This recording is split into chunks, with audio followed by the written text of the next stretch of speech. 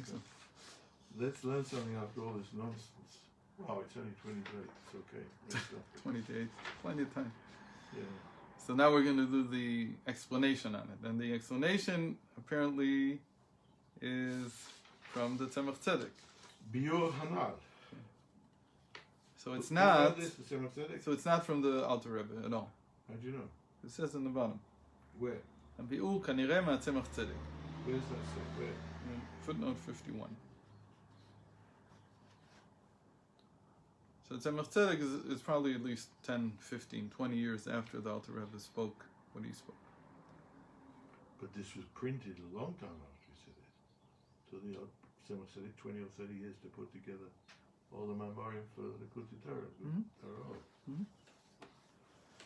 Hinei Inyan, so well, everything that we talked about, the Leviathan and the Behemoth. הנה עניין שיש יתרון בין השמות שמבחינת נון לים, הנשמות שמבחינת שור הבר, פשוט הוא. מאחר שהם ייחוד אבא ואמא, והם הנקראים אחים ורעים. Okay. So we talked about this in the Maimer itself. You remember we said that in the Arizal, there's two different types of yichud, two different types of unification. There's the unification that sustains the world, and there's the unification that renews the world. Sustains the world is what we call zun, zer anpin v'nukva, and that's what's created through doing mitzvos. So mitzvos sustain the world, doing commandments. If everybody, God forbid, were to stop doing Torah and mitzvahs, the world would cease to exist. What we call the world would cease to exist. Obviously, it wouldn't cease to exist completely because it's not dependent on that. It's dependent on God's will. So how did it exist until there was Torah? That's exactly what it says. V'adam ayin la'avod et ha'adama. There was no man to till the earth yet. And there was nobody to do a mitzvah yet. So there wasn't any rain yet. Rain sustains the world. What do you mean sustains? It keeps the cycles going. It keeps it going. Okay? But what would happen? The cycles would stop. Let's say it would stop raining for 100 years. And the ground would be buried. Everything, life would be dead. But the world would still be here. So apparently we mean something very similar. That the physical matter would be here, but everything that we call change would be gone. There would be no room for change anymore. So that's the lower level. Change, sustaining the cycles that keep going on in the world. That's from the lower unification of Zer, Anpin, Venukva. But the higher souls, the souls that deal in the concealed wisdom of the Torah, the concealed dimension of Torah, so they are doing the yichud of Abba and Ima. They're doing the yichud that creates not just the sustainment of the world, but also the renewal of the world. And that's where it's tricky, because when you say renewal, it sounds like spring. But spring is really just part of the cycles. It's still part of the sustaining part. What we mean by renewal is that there's something new. For instance, the fact that suddenly there was a Jewish people, that was something new.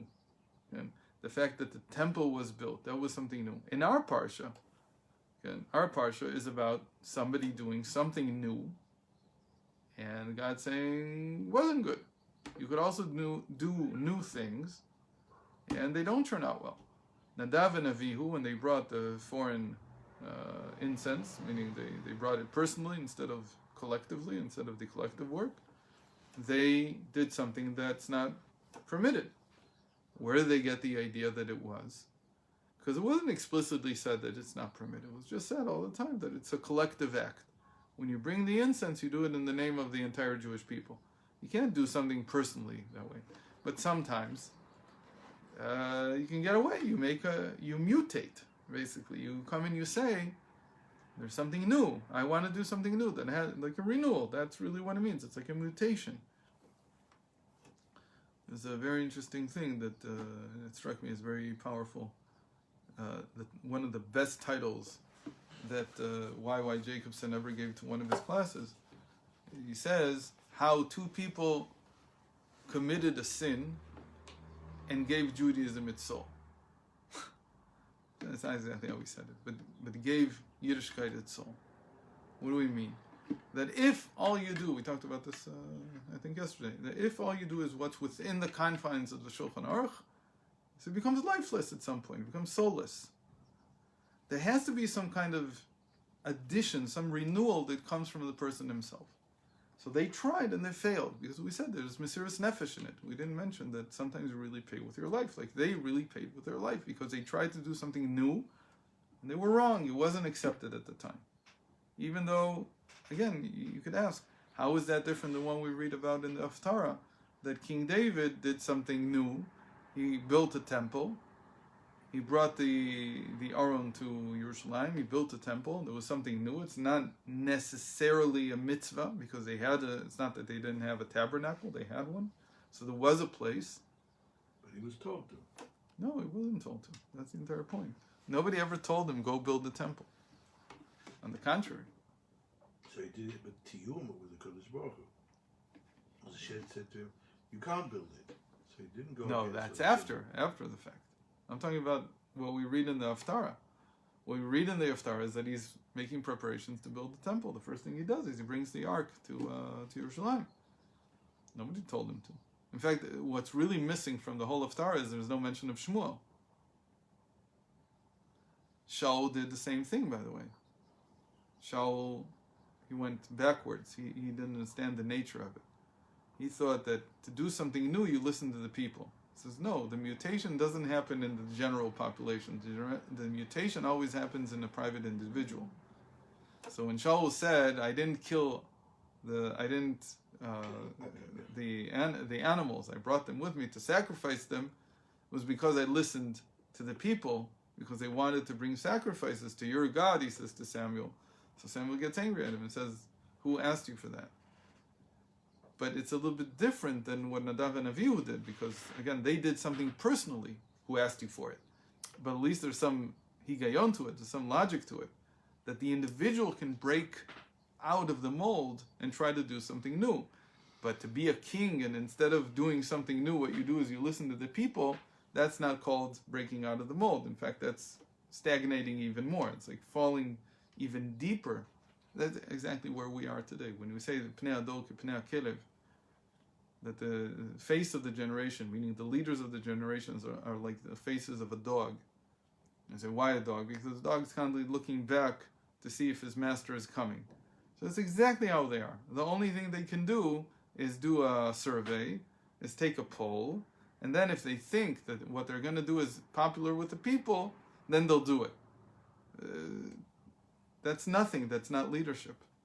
That's the worst type of thing you could do, because you're stagnating more and more and more till there's nothing left.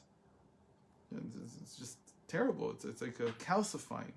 It's like the Jewish people in Eretz Yisrael today are calcified as a people, as a collective. There's individuals who are doing very interesting things. We're trying to break the mold, but that's called Yichud Abba ve'Ima. And Yichud Abba ve'Ima is, like we know, Abba and Ima, father and mother, that's Chochmah and Bina. What is this related to? This is related, he doesn't write it here, writes in Likutei Torah on Beshalach. There's actually a few sections on Beshalach. It's not here, they didn't note it. The main pasuk that this is learned from is Vayeh etzlo amon, Vayeh etzlo sha'ashuim yom yom. That the Torah in chapter 8 of Proverbs, it talks about itself, and it says, I was like a suckling by God, and I was with him day by day. So the Alter Rebbe explains that day by day means that when you say Shema, what does it say about Shema? B'chol yom yu beinecha kechadashim. That the Shema is to bring you to a place where you're able, when you say Shema and you cover your eyes, it's to forget about the mold, to forget about the world the way it is now, and try to create something new. And that's why it's Shema, because it's Hitbonenut, it's in the mind. So the Shema wants to encourage you to at least twice a day be reborn, renewed, to make something new. And that's called Yom Yom. And Yom Yom is explained that's Chochmah and Bina, like Abba ve'Ima here. What does it mean? It means that when you contemplate Torah and you have a Chiddush, that's Abba ve'Ima. And that creates new things in the world. Again, we talked about this, that all the technological changes in the world for the last 150 years are all the result of the Baal Shem Tov. Because again, at least in my mind, it's very simple that everything is built on fields now. And fields was his big chiddush in Torah, the Hashra. No Pirush fields. It's not mechanistic. Like for me to use this phone to broadcast to a cell tower, I'm using an electrical field. What that means is there's nothing passing between, there's no energy even passing from, there's no particle passing from this phone to the cell tower. What happens is that the antenna on my phone is taking electrons back and forth very quickly, and that creates a field. It's a disturbance in time and space. So nothing's being transmitted from here to there. It's just the disturbances in the time-space that the antenna on the other side picks up. Nothing's being moved from place to place. It's action at a distance, at the best of it. And everything in the Baal Shem Tov is where your mind is, that's where you are. That's exactly the definition of a field. I don't have to go somewhere. I just have to think it. If I think it, I create the disturbance, I'm already there. Okay? And Hashra in general, that's what it means. It's a field. It's a field effect. So again, people think that I said before, there's no transfer of energy. There is energy, but there's no transfer of matter. So people think that the cell phone broadcasts something. So something coming out. There's electrons coming out. Nothing's coming out. What's happening is that energy is coming out in the form of a disturbance in the time-space continuum. It's called a field, an electrical field, an electromagnetic field. On the other hand, when I put something into the outlet, that's a current. So it's not mechanistic, but it's not fields either. There it's not a field, because there electrons are not creating a field, they're creating energy in a different way. There's two different ways that this works. In any case, so that's called Ichud Abba Ve'ima. So he says it's simple. Everybody who learns Kabbalah knows that whoever deals in the mind, like the Neshamot, or like Nunei Yamad, like the Leviathan, they're far more than the souls that only deal in the Nigla of Torah, that only deal in the mitzvos. But the whole chiddush of Chabad is that you can't just be a Leviathan, you also have to be a behemoth. In other words, you can't just do a chiddush and not ask, so how does this translate into something practical? That's why in Chabad there's this big deal about the uvechen. Right? That even after you learn Chassidus, you have to be able to ask yourself, so what is the nafkamina? What comes out of this? How am I different now after I've learned this? Because if it's not just for learning for the why, because he says that the nigla, it has to fit the nigla, it has to become something that's practical. Because the Shorabal, the behemoth, also has some superior value over the Leviathan. That's why he also has to shecht him. But he shechts him with his horn. So to understand that needs more explanation, he says. That wasn't explained in the original Maimer from the Alter Rebbe. So he says, הנה יש להקדים מה שניבר במקום אחר על פסוק והייתה נבלתך למאכל לכל עוף השמיים ולבהמת הארץ. It's part of the chastisement, the rebuke that Moshe Rabbeinu gives in Parshas Kitavo. And it says there that your corpse will be food for the bird of the sky, the bird of the firmament, of the heavens, and to the beast of the field. So one principle, first of all, is to know that whenever Moshe Rabbeinu rebuked, obviously he wasn't rebuking us, even though it sounds like it. So how do you understand that it's not? So it says, he was rebuking Shekol HaKlalot Hem Al Hara Denoga. It's all about the klipa. It says you. So I have a klipa in me. That everything that Hashem does that's negative is to get rid of the klipa. That's the real purpose. So that's why there is these curses, this rebuke in Deuteronomy. What does it mean? Uferush nivlatcha. So how do you understand this about the klipa? Because nivlatcha doesn't sound like a klipa. You're a corpse. So you could say maybe corpse. The klipa has a corpse. Doesn't gel yet. So he has to understand the word nivlatcha. You're a corpse. How should we understand? Lishon novlot. Novlot are what descends down. It's like if you had the hanging gardens of Babylon. So it's these things that hang down. These, I don't know how to say it exactly. Can, but what he means is anything that has like it's above and it sort of flows down. It falls down. That's called the novlot. היינו, מה שנפל בבחינת נובלות ושבירת הכלים הוא מעורב תוך הרד הנוגה. Meaning, that what are we talking about? That there were sparks of holiness that fell down in the shattering of the vessels, and when they fall down, they're called novlot. That's another name they have. And then they become mixed up in the klipa. So he says, what does it mean? That these sparks, which are called novlot, that's the corpse we're talking about. It's not the literal corpse, your body. Rather, it's talking, again, these are also very picturesque, they're very allegorical pieces of chumash. They're not like halacha.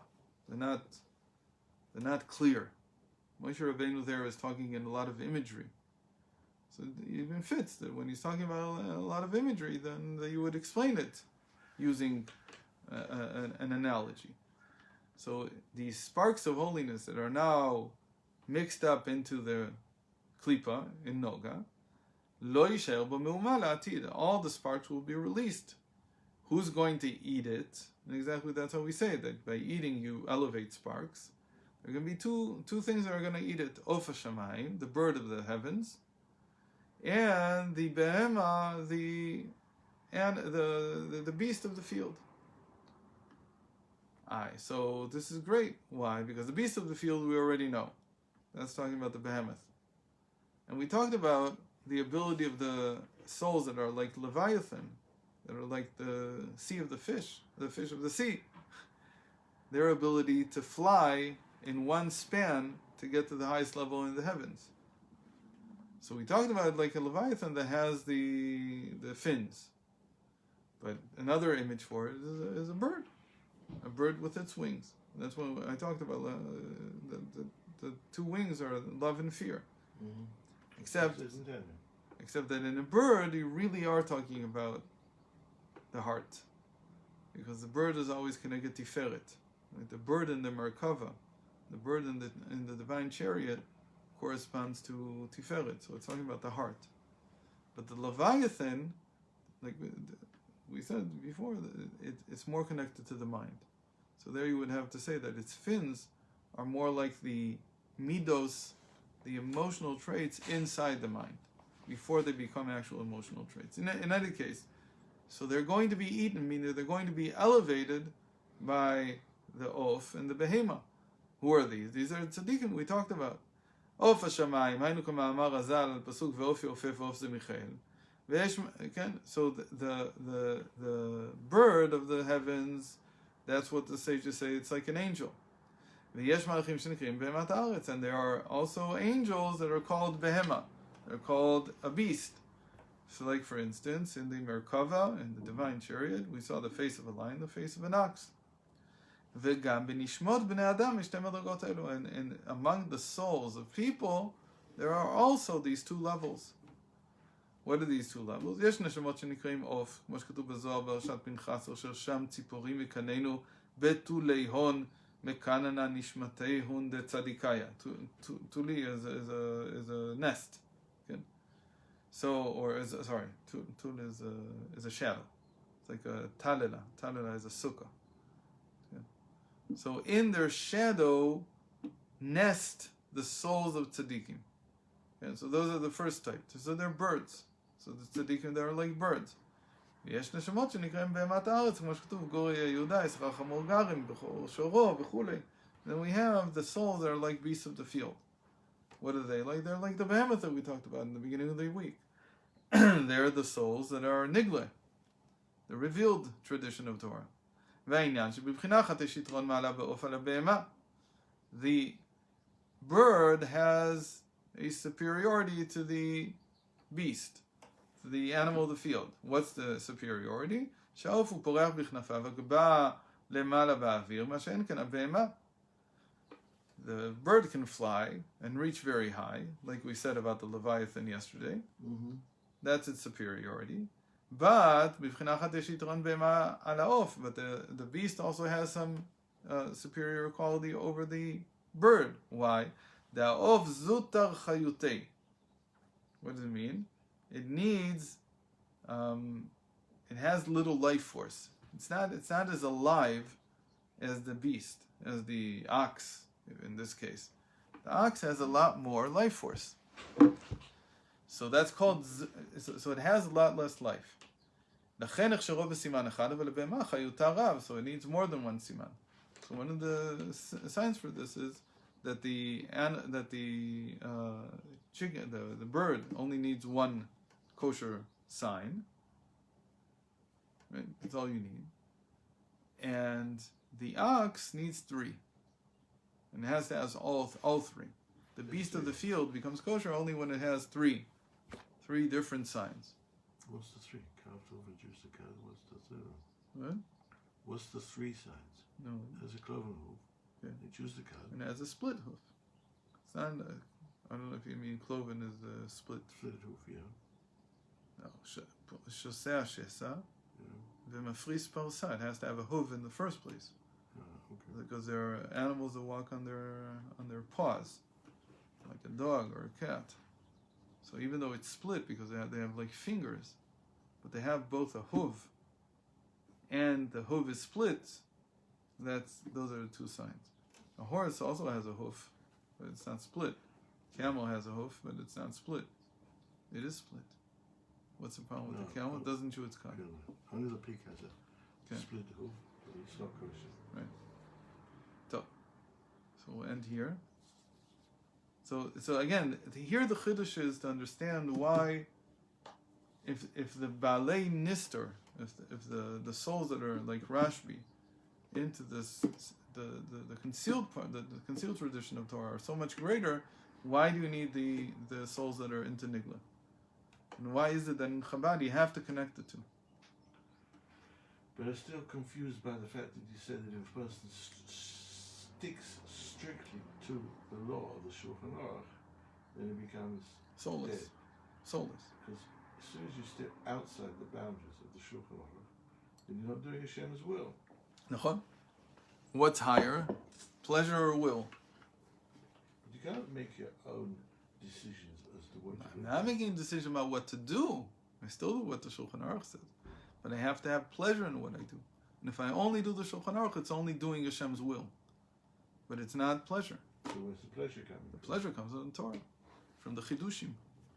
The Chidushim are Tanug. That's what we saw. But the Nadav and Avihu lost their lives because they didn't keep what was written in the Shulchan Aruch. No, there was no Shulchan Aruch written yet They about brought these things. strange fire. Said of it, there was no established law yet. So they took a risk. They were young, they could take risks. But they lost everything. But by doing so, they showed us that you have to do that.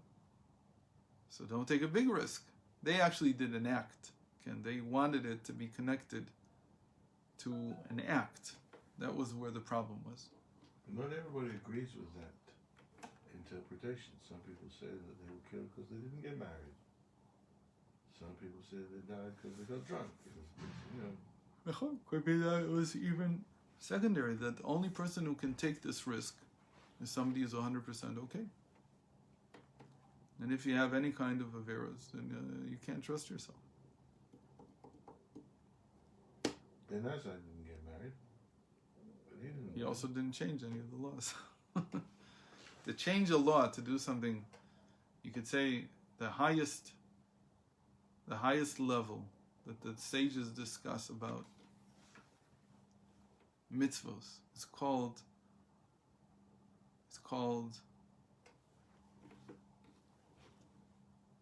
what's the verse they bring?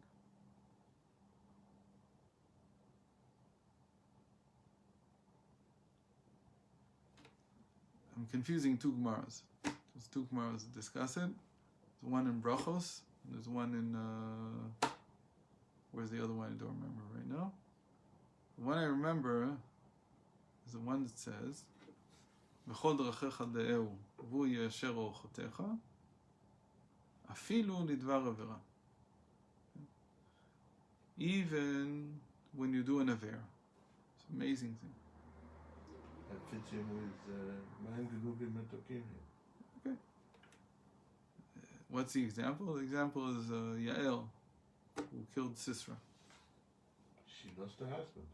So she had to do something that was an avera. But she did it in order to kill him. So people say this is very dangerous. Yeah, no question, it's very dangerous. But Yiddishkeit is not adverse to risk. It's just Esther saying you have also- to manage risk. Esther also. Hmm? Esther also lost her husband. So you have to manage risk. That's the point. Not to risk is to never to say anything new.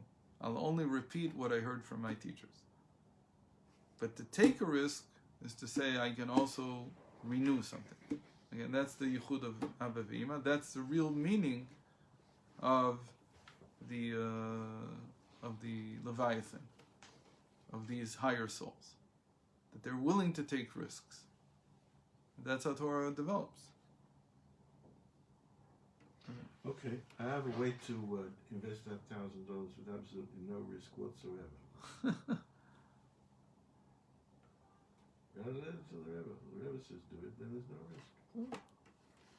You want me to write the Rebbe? You do what's good for you. I don't want you to do anything. Say that. But when it's worth $1 million,